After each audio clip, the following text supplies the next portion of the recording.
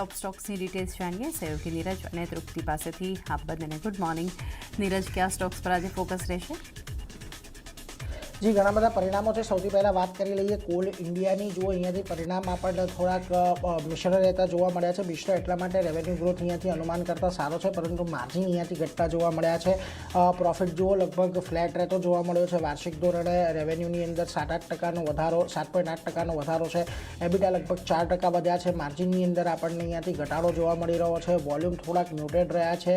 जो कि कंपनीने अहींयाथी अपेक्षा छे कि FY27 ની અંદર पावर डिमांड जे रीतथी आपणे વધતી જોવા મળે છે અને અત્યારે ચોમાસું પણ હજી ભારત આખામાં નથી પ્રસર્યું, એને લઈને અહીંયાથી પાવર ડિમાન્ડને લઈને એક સારી તેજી જોવા મળી શકે છે। જો કે સામે પક્ષે કોલસાની જે ઇન્વેન્ટરી છે એ પણ ઘણી વધારે છે, એટલે અહીંયાથી કોઈ બહુ વધારે ભાવ વધારાની અપેક્ષા નથી, એટલે એના પર એક ચોક્કસથી ધ્યાન રાખવાનું છે। આને લઈને જો આજના દિવસે આજે મિશ્ર પરિણામો આવ્યા છે, એને લઈને થોડીક બ્રોકરેજ પણ અહીંયાથી થોડાક બુલિશ છે। જો કે જેફરીસ બાય કોલ આપી રહ્યા છે, 500ના ટાર્ગેટ આપી રહ્યા છે। એમનું કહેવું છે કે અત્યારે જે કોલ ઇન્ડિયાના પરિણામો અંગે તો તેમણે ચિંતા વ્યક્ત કરી છે, પરંતુ એમને વેલ્યુએશન ખાસ કરીને આકર્ષક લાગી રહ્યા છે। બીજી તરફ તમને સિટી ન્યુટ્રલ કોલ આપી રહ્યું છે, 430ના ટાર્ગેટ આપી રહ્યા છે, અને એમનું એ જ કહેવું છે કે અહીંયાથી બહુ ભાવ વધારાની અપેક્ષા નથી, એટલા માટે તેઓ ન્યુટ્રલ કોલ સાથે 430ના ટાર્ગેટ આપી રહ્યા છે। ઇનફેક્ટ એટલે કોલ ઇન્ડિયા પર જોજો આજના દિવસે થોડોક ઘટાડા તરફી કારોબાર કદાચ તમને જોવા મળી શકે, કારણ કે પરિણામો એટલા પ્રોમિસિંગ નથી। બીજી તરફ તમારે ધ્યાન રાખવાનું છે BELની ઉપર। અહીંયા પણ મોટે ભાગે પરિણામો અનુમાન મુજબના રહેતા જોવા મળ્યા છે। પ્રોફિટ જુઓ 8% વધીને 1054 કરોડ પર રહ્યા છે। આવકની અંદર 25.3%નો વધારો છે। એબિટા 12% જેટલા વધ્યા છે, અને માર્જિન અહીંયાથી ઘટવાનું અનુમાન હતું એ પ્રમાણે ઘટ્યા છે, પરંતુ અનુમાન કરતાં વધારે ઘટ્યા છે। 28.07%થી ઘટીને 25.11% પર રહેતા જોવા મળ્યા છે। હવે ખાસ કરીને અહીંયાથી જુઓ આ ક્વાર્ટરની અંદર ઓર્ડર ઇન્ફ્લો પણ ઘણો મ્યુટેડ રહ્યો હતો, છતાં પણ તેમણે આખા વર્ષની જે ઓર્ડર બુકનું ગાઈડન્સ છે તે યથાવત રાખ્યું છે। ઓર્ડર ઓછા હોવા છતાં પણ આટલો સારો રેવન્યુ ગ્રોથ દર્શાવવો છે, એટલે એક્ઝિક્યુશન એક સારું રહેવાની અપેક્ષા અહીંયાથી આપણને બનતી દેખાઈ રહી છે, એટલે એના પર એક ચોક્કસથી નજર રાખવાની। અને આ બધાને લઈને જે પ્રકારે આ ખરાબ પરિસ્થિતિમાં પણ રેવન્યુ ગ્રોથ સારો રહ્યો છે, એ અહીંયાથી બ્રોકરેજને થોડુંક વધારે આકર્ષક લાગી રહ્યું છે, ને એટલા માટે તો CLSA જુઓ આઉટપરફોર્મ કોલ સાથે 522ના ટાર્ગેટ તેઓ આપી રહ્યા છે। એમનું કહેવું છે કે અહીંયાથી ખાસ કરીને AMCA ફાઇટર એરક્રાફ્ટ S-400ની ઓપોર્ચ્યુનિટી લાંબા ગાળા માટે ઘણી સારી છે। જેફરીસ બાયકોલ સાથે 550ના ટાર્ગેટ આપી રહ્યા છે। એમનું કહેવું છે FY27નો ઓર્ડર ઇન્ફ્લો ટાર્ગેટ 55,000 પર મેન્ટેન છે, જે એક સારી વાત કહી શકાય। તો કે નોમુરા ન્યુટ્રલ કોલ આપી રહ્યું છે, 454ના ટાર્ગેટ આપી રહ્યું છે, અને એમનું કહેવું છે કે અહીંયાથી લોંગ ટર્મ ફોકસ જે ઇન્ડિજિનિયસ ટેકનોલોજી પર રહ્યો છે, એનો ફાયદો કંપનીને અહીંયાથી થતો જોવા મળશે। એટલે ઓવરઓલ BELના પરિણામો જુઓ એવા કોઈ નબળા નથી। ચોક્કસથી માર્જિન અને ઓપરેશનલ પરફોર્મન્સ થોડુંક નબળું છે, પરંતુ આ જ્યારે ઓર્ડર એમને વધારે નથી મળ્યા ત્યારે પણ રેવન્યુ ગ્રોથ આવવો એ કંપનીનું એક સ્ટ્રોંગ એક્ઝિક્યુશન દર્શાવે છે, એટલે એના પર તમારે ફોકસ ચોક્કસથી રાખવાનું છે। બીજી તરફ તમારે ધ્યાન રાખવાનું છે કોફોર્જની ઉપર જુઓ કંપનીના પરિણામોમાં નફો થોડોક ઘટતો આપણને જોવા મળ્યો છે। 612 કરોડથી ઘટીને 519 કરોડ પર આવ્યો છે। આવકની અંદર વધારો છે, 5,528 કરોડ પર છે। એબિટ અહીંયાથી વધ્યા છે, પરંતુ માર્જિનની અંદર ઘટાડો જોવા મળ્યો છે, એટલે એ એક ચિંતાનો વિષય। બીજી તરફ ડોલર આવક પણ વધી છે, $489 મિલિયન વધીને લગભગ $592 મિલિયન પર રહી છે, અને CC રેવન્યુ ગ્રોથ 1.1% પર આપણને રહેતો જોવા મળ્યો છે, એટલે એના પર પણ એક નજર રાખવાની। ઓવરઓલ પરિણામો કોઈ બહુ એટલા સારા નથી, મિશ્ર પરિણામો છે, કારણ કે માર્જિન અહીંયાથી તમને દબાણમાં આવતા દેખાઈ રહ્યા છે, અને સ્વાભાવિક છે કે આ એક એવું ત્રિમાસિક હોય કે જ્યારે IT કંપનીઓએ જે પગાર વધારો છે એ આપવાનો હોય છે, એટલે એવા સમય અહીંયાથી માર્જિન પર થોડીક અસર આવતી જોવા મળે। પરંતુ ઓવરઓલ જે અહીંયા એક બહુ જ છેલ્લા ઘણા સમયથી આપણે ટ્રેન્ડ જોયો હતો, કોફોર્જના ઘણા સારા પરિણામો આવતા હતા, એટલા સારા પરિણામો અત્યારે આપણને Q1માં આવતા નથી દેખાયા, એટલે એના પર એક ફોકસ રાખવાનું। પરંતુ આજના દિવસને સારા પરિણામોને પગલે એક સારી તેજી તમને દર્શાવી શકે છે, એ છે ટાટા પાવરનો સ્ટોક। કારણ કે જો દરેકે દરેક અનુમાન કરતાં નંબર્સ અહીંયાથી સારા છે। ખાસ કરીને પ્રોફિટ અહીંયાથી તમને 11% જેટલો વધતો જોવા મળ્યો છે, 1185 કરોડના અનુમાન સામે 1400 કરોડ પર પ્રોફિટ છે। રેવન્યુ પણ ઓલમોસ્ટ 19,051 પર છે, 5.5%નો વધારો છે, જે પણ અનુમાન કરતાં સારું છે। એબિટા 4,003% જેટલા ઘટ્યા છે, પરંતુ અહીંયાથી વધુ ઘટાડાનું અનુમાન હતું, જે એટલા બધા નથી ઘટ્યા। અને માર્જિનની અંદર પણ જુઓ 21.1%ના અનુમાન હતું, એની સામે એટલું જ આપણને માર્જિન આવતું જોવા મળ્યું છે। જો કે વાર્ષિક ધોરણે તમને અહીંયાથી ચોક્કસથી 23% ઘટીને 21% પર છે, પરંતુ ખાસ પ્રોફિટ અને રેવન્યુ અહીંયાથી અનુમાન મુજબના રહેતા જોવા મળ્યા છે. હવે ખાસ મહત્ત્વની વાત અહીંયાથી એ છે કે આ કંપની પાસે EPC ઓર્ડર બુક પણ ખાસી એવી મજબૂત છે, એટલે એને પણ તમારે અહીંયાથી ધ્યાનમાં રાખવાની. એટલે ઓવરઓલ ટાટા પાવર આજના દિવસે અનુમાન કરતાં સારા પરિણામો છે, કમ્પેરેટિવલી થોડો ઘટાડો છે, એટલે કદાચ બજાર આજના દિવસે થોડુંક ચીયર ટાટા પાવરની અહીંયાથી કરી શકે છે. બીજી તરફ તમારે ધ્યાન રાખવાનું છે ગોડફ્રે ફિલિપ્સ પર ઘણા નબળા પરિણામો છે. આ કંપનીના 44% જેટલો પ્રોફિટ ઘટ્યો છે, રેવન્યુની અંદર 19%નો ઘટાડો છે, એબિટા લગભગ 45% જેટલા ઘટ્યા છે, અને માર્જિન 22.7%થી ઘટીને 15.1% પર આપણને રહેતા જોવા મળ્યા છે. જો હવે અહીંયા એક ભાવ વધારાને લઈને જે ચિંતાઓ હતી, કારણ કે ટેક્સ અહીંયા ખાસ કરીને વધતો જોવા મળ્યો હતો ફેબ્રુઆરી મહિનાની અંદર, ત્યારબાદ આ ક્વાર્ટરની અંદર પણ તમને થોડુંક દબાણ વધતું દેખાઈ રહ્યું છે પરિણામોની અંદર, એટલે ચોક્કસથી આજના દિવસે પણ અહીંયાથી ઘટાડો તમને ગોડફ્રે ફિલિપ્સની અંદર આવે એવી પૂરેપૂરી શક્યતા છે, એટલે એના પર તમારે નજર રાખવાની. ઇન્ડસ ટાવર પરિણામો થોડાક સારા છે, એટલા બધા કોઈ બહુ વધારે તેજીવાળા પરિણામો નથી. જો પ્રોફિટની અંદર 1737 કરોડથી વધીને 1746 કરોડ પર રહ્યું છે, રેવન્યુ 8058 કરોડથી વધીને 8400 કરોડ પર આજુબાજુ રહી છે, એબિટા 4390 કરોડથી વધીને 4521 કરોડ પર, અને ટોટલ ટાવર બેઝ છે અહીંયાથી વધીને લગભગ 6.3% જેટલો વધતો જોવા મળ્યો છે, એટલે એના પર એક ચોક્કસથી ધ્યાન રાખવાનું. નોમુરા બાયકોલ સાથે 505 અને CLSA high conviction out performing call સાથે 565ના ટાર્ગેટ આપી રહ્યું છે. સારા પરિણામો છે, અનુમાન કરતાં સારા છે, પરંતુ એટલા બધા કોઈ વધારે મજબૂત પરિણામો નથી, એટલે ચોક્કસથી આજના દિવસે થોડીક તેજી કદાચ અહીંયાથી તમને જોવા મળી શકે છે. છેલ્લે મારા તરફથી ટાટા કેમિકલ્સ પર નજર કરીશું. કંપનીએ 252 કરોડના નફાની સામે 17 કરોડની ખોટ નોંધાવી છે.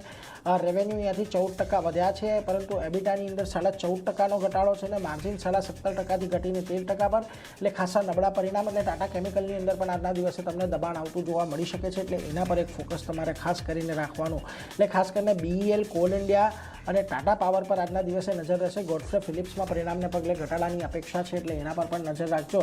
પરંતુ એ સિવાય અગત્ય પણ સમાચારો અને પરિણામો છે. તૃપ્તિ, તમારી ખાસ ક્યાં નજર?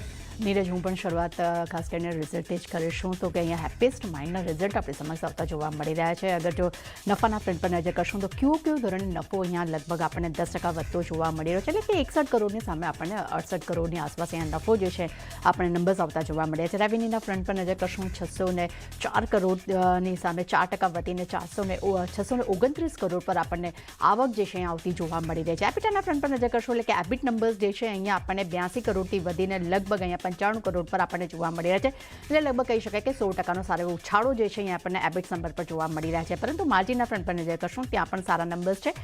13.6%થી માર્જિન વધીને અહીંયા આપણને 15.1% પર માર્જિન આવતા જોવા મળ્યા છે, એટલે કહી શકાય કે ફિલહાલ તો દરેક ફ્રન્ટ પર એક પોઝિટિવ નંબર્સ ઓવરઓલ આપણને જોવા મળી રહ્યા છે.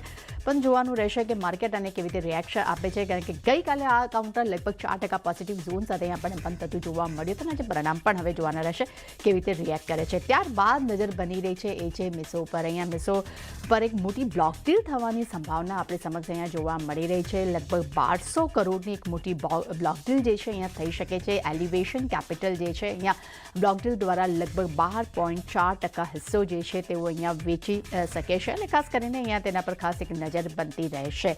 ત્યારબાદ નજર કરશું એ છે અદાની એનર્જી પર. અહીંયા કંપનીએ પોતાનો QIP જે છે લોન્ચ કર્યો છે. સૂત્રો દ્વારા આ સમાચાર આપણે સમક્ષ આવતા જોવા મળી રહ્યા છે. અદાની એનર્જી સોલ્યુશને QIP જે લોન્ચ કર્યો છે, જે QIP દ્વારા કંપની જે છે $364 મિલિયન તેઓ અહીંયા એકત્ર કરવાની યોજના બનાવી રહ્યા છે. ફ્લોર પ્રાઇસની વાત કરશું તો તે 1698.15 પ્રતિ શેર છે, એટલે કહી શકાય કે ગઈકાલના ક્લોઝિંગ પ્રાઇસથી લગભગ 5% ડિસ્કાઉન્ટ પર છે, અને ઇન્ડિકેટિવ પ્રાઇસ ઇશ્યુની વાત કરશું તો તે 1615 રૂપિયા અહીંયા નક્કી કરેલો છે. એટલે ખાસ કરીને આજે નજર રહેશે કે આજે આ ન્યૂઝને લઈને કેવી રીતે રિએક્શન આપે છે. ત્યારબાદ નજર કરશું આપણે સિપ્લા પર. તો અહીંયા US FDA દ્વારા દવા માટે અહીંયા મંજૂરી આપવાના સમાચાર આપણી સમક્ષ જોવા મળી રહ્યા છે.